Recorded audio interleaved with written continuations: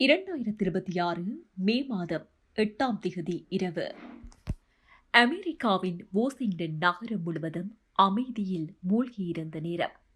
ஆனால் அந்த அமைதிக்குள் ஒரு பழைய ரகசியத்தின் கதவு மெதுவாக திறக்கப்பட்டது. பல தசாப்த காலங்களாக மனிதர்களின் கற்பனையையும் பயத்தையும் தூண்டிய ஒரு கேள்வி மீண்டும் உலகின் முன் வந்து நின்றது. நாம் இந்த பிரபஞ்சத்தில் தனியாக இருக்கின்றோமா? அமெரிக்க பாதுகாப்புத்துறை திடீரென நூற்றுக்கணக்கான ரகசிய ஆவணங்களை வெளியிடத் தொடங்கியது. UFO அல்லது இப்போது அவர்கள் அழைக்கும் பெயர் UAP அடையாளம் காண முடியாத வானியல் நிகழ்வுகள்.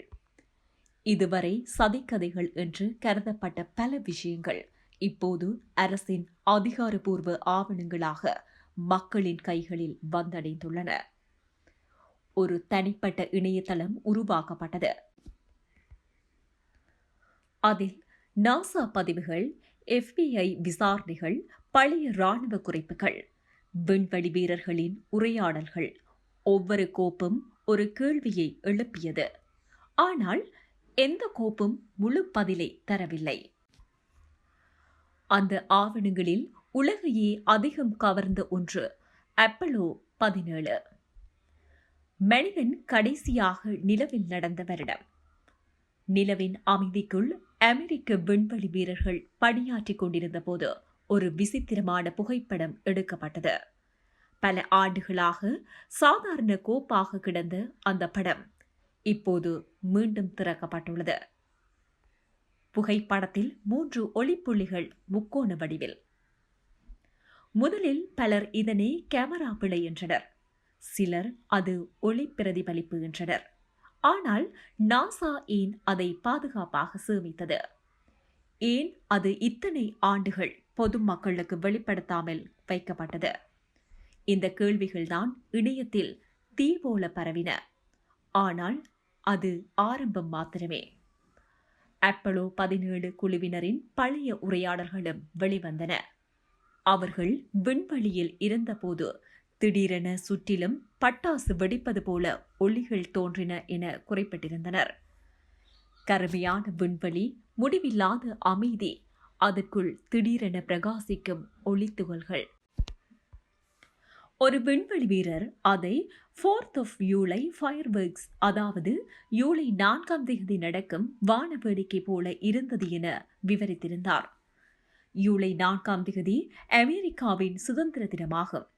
அன்றைய தினம் வான வேடிக்கைகள் நிகழ்த்தப்படுவது வழக்கம். அதனையே அமெரிக்க விண்வெளி வீரர் அவ்வாறு கூறினார். அந்த வாரத்தை மட்டும் உலக மக்களின் கற்பனையை இன்னும் அதிகமாக தூண்டியது.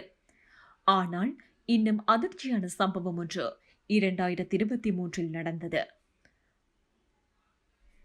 ஒரு ட்ரோன் இயக்குனர் இரவு வானில் ஒரு பிரகாசமான பொருளை கண்டதாக FBI-யிடம் தெரிவித்தார். அவர் கூறிய விவரம் மிகவும் வித்தியாசமாக இருந்தது. அது சாதாரண விமானம் போல இல்லை. ஒரே நேர்கோட்டில் பிரகாசமான ஒளி. சில வினாடிகள் மட்டும் தெரிந்தது. பிறகு திடீரென மறைந்துவிட்டது. அந்த அறிக்கை அதிகாரப்பூர்வ ஆவணமாக வெளியிடப்பட்டது. இதுவரை சதிக்கதைகள் என்று தள்ளப்பட்ட விஷயங்கள் இப்போது அரசின் பதிவுகளாக மாறியுள்ளன. இந்த வெளியீட்டின் பின்னால் அரசியல் நிழலும் இருந்தது. முன்னாள் ஜனாதிபதி பராக் ஒபாமா ஒரு நேர்காணலில், வேற்றுக்கிரக வாழ்வு இருக்கலாம், ஆனால் உறுதியான ஆதாரம் நான் பார்க்கவில்லை என்று கூறியிருந்தார். அதற்கு பிறகு டொனால்ட் ட்ரம்ப் ஒரு வாக்குறுதி அளித்தார். மக்கள் உண்மையை தெரிந்து கொள்ள வேண்டும். அதற்கு பிறகுதான் இந்த ஆவணங்கள் வெளியிடப்படத் தொடங்கின. ஆனால் உண்மை உண்மையிலேயே வெளிவந்து விட்டதா? அல்லது இது இன்னும் பெரிய ரகசியத்தின் சிறிய பகுதியா? விஞ்ஞானிகள் இன்னும் எச்சரிக்கையாகவே செல்கின்றார்கள். சில புகைப்படங்கள் கேமரா விளைவாக இருக்கலாம். சில காணொளிகள் அல்லது ட்ரோன்கள் அல்லது இராணுவ சோதனைகளாகவே கூட இருக்கலாம். மனித கண்கள் பல நேரங்களில் தவறாக பார்க்கும். ஆனால் ஒரு விஷயத்தை மாத்திரம் மறக்க முடியவில்லை. உலகின் மிக சக்தி வாய்ந்த நாடு எங்களுக்கு விளக்க முடியாத சில சம்பவங்கள் உள்ளன என்று உத்தியோகபூர்வமாக ஒப்புக்கொண்டுள்ளது. அதுதான் இந்த கதையின் மிகப்பெரிய திருப்பம். இப்போது உலகம் 2 பகுதிகளாக பிரிந்துள்ளது. ஒரு பக்கம் இது எல்லாம் சாதாரண விஷயங்கள் என்று நம்புவார்கள். மற்றொரு பக்கம் அரசுகள் இன்னமும் முழு உண்மையை மறைக்கின்றன என்று நம்புங்கள். ஆனால் இருதரப்பும் ஒத்துக்கொள்ளும் ஒரு விஷயம் இருக்கிறது. இரவு வானத்தை நாம் இன்னும் முழுமையாக புரிந்து கொள்ளவில்லை. ஒரு நாள் எங்கோ இருந்து ஒரு சமிஞ்ஞை வரலாம். ஒரு நாள் மனித வரலாற்றையே மாற்றும் ஓர் ஆதாரம் கிடைக்கலாம். அல்லது இவை அனைத்தும் மனிதனின் பயமும் கற்பனையும் சேர்ந்து உருவாக்கிய ஒரு நிழல் உலகமாக இருக்கலாம். ஆனால் இன்று வரை அந்த கேள்வி உயிருடன் இருக்கின்றது.